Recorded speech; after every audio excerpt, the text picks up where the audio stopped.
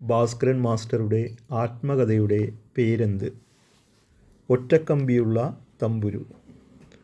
2015 20ാമത് രാജ്യാന്തര ചലച്ചിത്രമേളയിൽ സുവർണ ചകോരം പുരസ്കാരം നേടിയ മലയാള സിനിമയുടെ പേര്? ഒറ്റാൽ.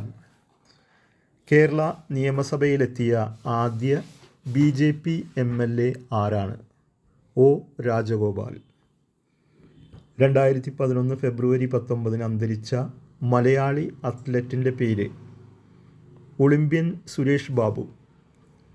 ഏത് സിനിമയിലെ അഭിനയത്തിനാണ് ബാലൻ K നായർക്ക് ദേശീയ ചലച്ചിത്ര അവാർഡ് ലഭിച്ചത്? ഓപ്പോൾ.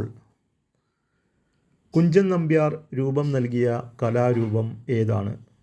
ഓട്ടൻതുള്ളൽ. ഇരയിമ്മൻ തമ്പി രചിച്ച പ്രസിദ്ധമായ താരാട്ടുപാട്ട് ഏതാണ്?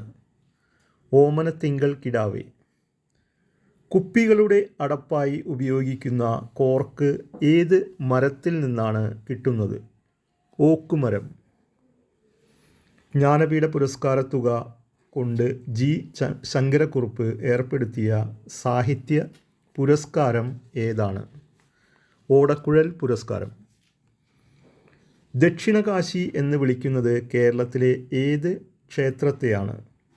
ഓച്ചിറ പരബ്രഹ്മക്ഷേത്രം.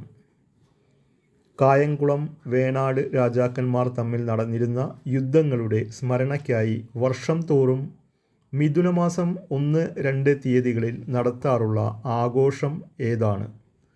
ഓച്ചിറക്കളി.